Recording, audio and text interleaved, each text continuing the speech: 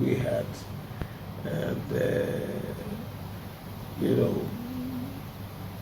I think he was the chairman of chairmen, the chairman of the local government chairman. Very resourceful young man. He was shot directly where they went. And then the then Commissioner of Police in Lagos didn't manage the investigation properly. He was very hostile, he was nasty. And I told him that, whatever one does in life will follow you, especially when it involves the life of a human being. Now, thereafter, the party had to get somebody to replace Hamado because he left for the APC. The deputy acted, and the deputy was to act for, if you're acting, you don't act for more than 90 days. So after that, the full ESCO met, which is the law, and then elected, I think about 4 of them contested, elected Dominic. So we were now trying to settle down because that was the period of election, and all that. And not long after that, we got a letter from the National saying that they only allowed Dominic to act for 90 days. And I said, no, the law is very clear. If at any level, ward level, local government level, state level, even the national, if one fellow resigns or he leaves the party and is one of the managers, the executive committee at that level will meet and elect somebody else from the zone where he was from, and then he will act out the tenure. Very simple language. Although we're in court now, because it has to do with the constitution of the party. I spoke to these guys. Look, I spent 10 years plus in the national. The procedure, I know. We said no.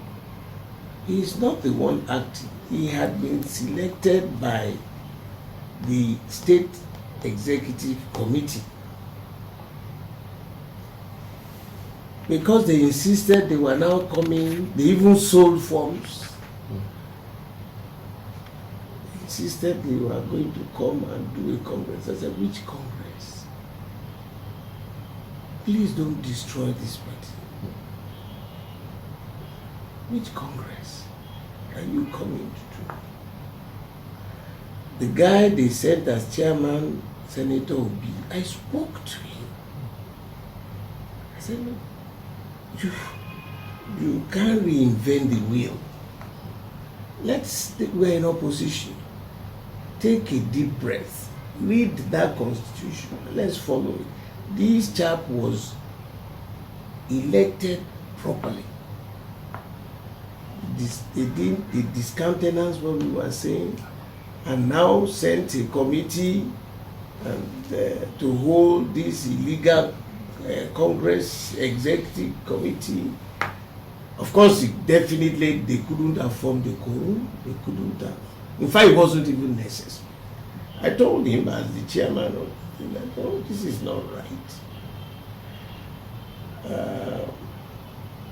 And such things, the party management and the party managers need to be very careful. If you can't tell the truth to power, if you cannot sustain just justice, fairness, and equity, things will go bad. The APC is in tatters. And because because we said, okay, let the court interpret the Constitution. Funny enough, somebody just left my office and told me that they went to court about Ogun State, and the court granted them, everybody stay where you are, which was what the order of the judge told them. Status quo ante bellum. Disobeyed it and all that.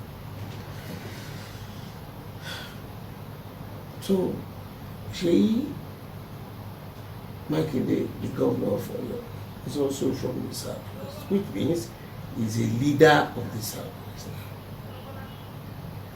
I had run this race, you know, and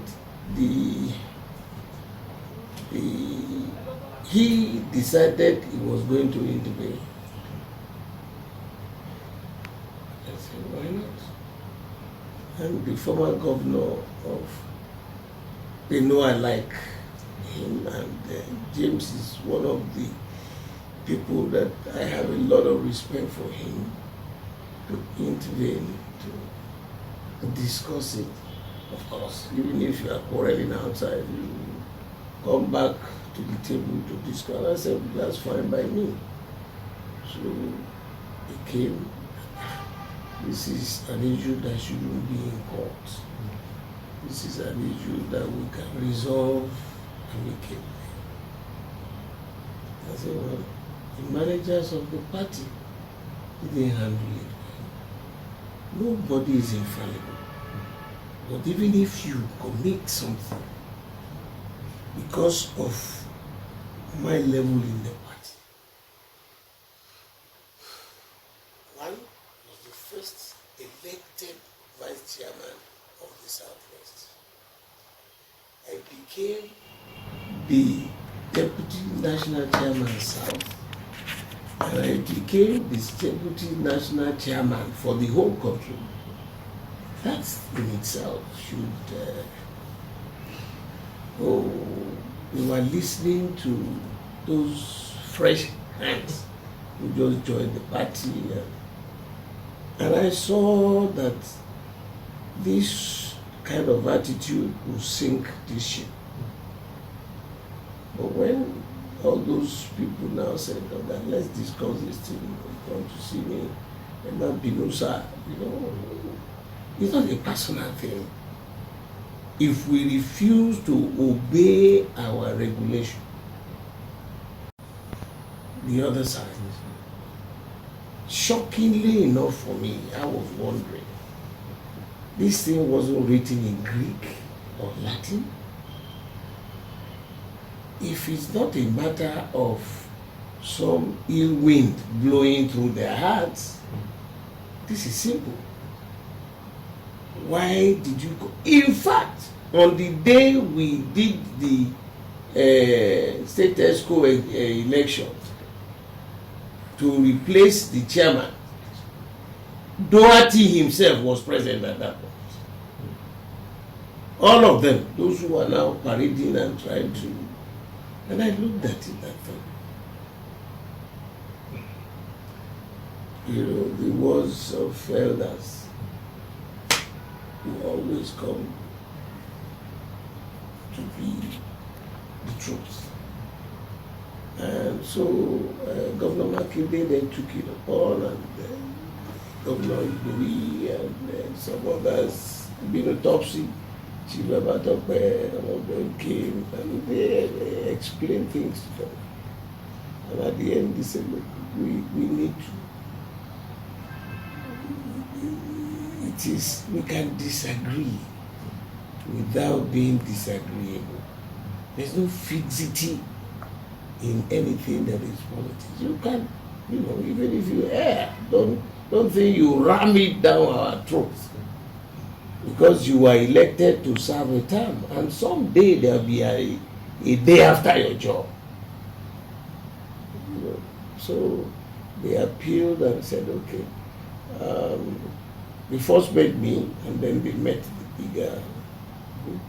said, nothing. I said, I don't, it's not a personal issue, it's not a personal thing with anybody. But all we want is to make sure that we do what is just, we do what is fair, what is equitable, because on those three-legged body is the platform of the PDP. If one of those items, like justice, fairness, and equity, any of them is not there, you can never be stable. And we all agree that, okay, we will look at the whole thing. Maybe one of them will take one position and the other one will take another position on the, Southwest, at least to balance it up and create peace in the party. That's agreeable to me. So, then we can call a Southwest meeting when the governor comes back. And I want to thank them because the respect they give and the idea that they know the truth.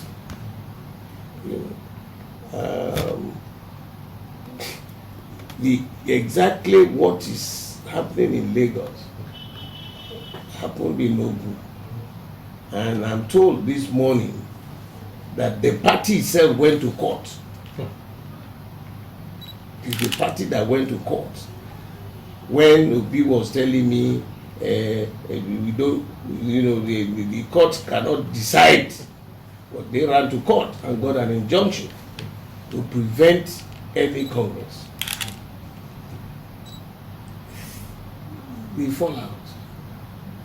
The judiciary is the last hope for the poor people, for even everybody. Let them interpret it. That's why you have laws, and you can behave according to your laws. You are not in an animal kingdom that there are no laws. But I thank those who came and we have very serious, sensible, honest discussions there, and we'll try. That's what it should be to stabilize the party. We are not even sure whether those guys are being sponsored. From the other opposition party, you saw most of them who headed out. Sabado himself, who was chairman of I just can't understand it. A whole chairman of a party, the man on whose shoulders the responsibility, the management of the party rested, headed out to the opposition, broad daylight. And some who had been saying, yes, we are PDP, they are PDP in the daytime, they are APC at night. We just thank God that they have gone. Good riddance to bad rubbish. We have the emperor there knows them, and he knows how to handle such characters. He knows how to handle such characters. But we base all our activities on the laws, not on any personal, not on anybody. You may be there as a manager, as a leader, it doesn't mean it's your private company. We should go by the rules and the laws.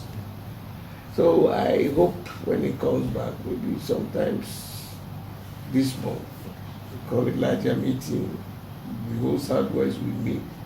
You know how we missed it the last time? Somebody who was in charge just started throwing his own laws that are not within the laws. What happened to us?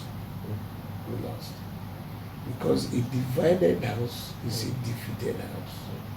I hope we learn our lesson. So I was going to ask, I know you've been involved in the running of the party in Lagos, and like you said, at the national level. What do you make of, and also how do you cope with all the different people you handle, you sit with, and you take a decision and they overturn it and all that? I remember when I started, you remember you were with me, you interviewed me, that's 1998, 1990. And we were so confident that we used to say this PDP will rule Nigeria for the next 50 years, remember? Yes, sir. Of course, if you now don't respect the Constitution, which is the ground norm, and nobody in the party is bigger than the Constitution of the party. The laws are there. And that is the only thing that can sustain the party. And it's true, I've seen, from my military background, when you see anybody in uniform, you look at his rank, you know what is expected of him. If he falls out of line, we have laws to quickly set him back and punish. But in a political setting, you will find people with behaviors ranging from 0 to infinity. So you have to be more calmer, to listen, to understand his needs. So, you have the good, the bad, and the ugly. In any situation. But the beauty of it is that we must always have an elephant in the room who will say, my friend, please stop. Don't go that way. Advise them accordingly, and the consequences. Some will like you, some will not like you. It doesn't matter. You are not forced to be there. But the beauty of it is the fact that you can rise above that. People are always there trying to throw you under the bus at any time. But what sustains you is your loyalty, your being just, your being fair to all. And that's why we have the Constitution. Don't translate the Constitution into your personal law. Be fair to everybody. Because there will be a day after, sometime. And whatever you do in life will be on the pages of history. So why not do it right? So when your grandchildren and great-grandchildren are reading reports. I grew up in a political home. My great-granduncle was the first Nigerian politician, Papa Abad Macaulay. He went out to all corners of this country, trying to pull everybody together against the British. He was on his return in 1946. He developed pneumonia and he died in the course of it. So it is like I now was feeling like a continuation of his job to make sure that we work together, that the strength of this nation is based on the various cultural traits that we have. That is our strength. And if we continue to divide ourselves, we are dividing the nation, which means we are weakening the strength of this country. Because when I was young, we used to talk Nigeria, the giant of Africa. Any little problem anywhere, we send our forces. Our forces were in the Congo. We joined hands with good people to liberate South Africa, Namibia, Angola, Mozambique, and all the policies of government that rattled those who are fighting them. We sent our troops to Sierra Leone. We sent our troops to Liberia. We were also in Somalia. And we were able to sustain it. And people respected Nigeria. I can never forget the speech that General Muritala Muhammad delivered at the United Nations. I mean, at the African Union. They call it African Union now. I will never forget that speech. He brought out the best in Nigeria.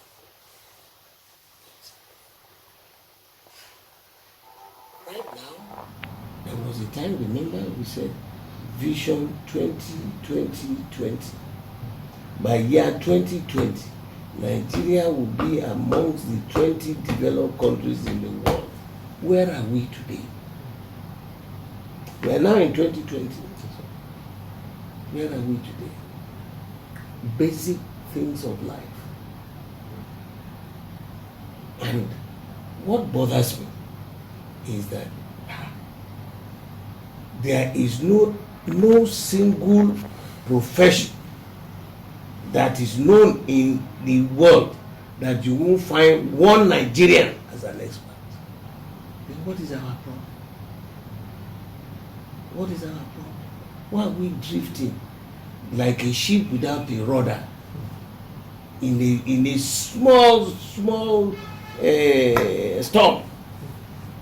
are drifting.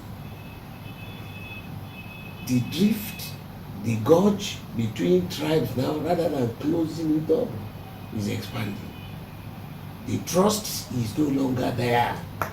Somebody makes a suggestion from the south, they kick against it in the north. Vice versa. Somebody makes a suggestion in the north, we are up at arms. A divided house is a defeated house.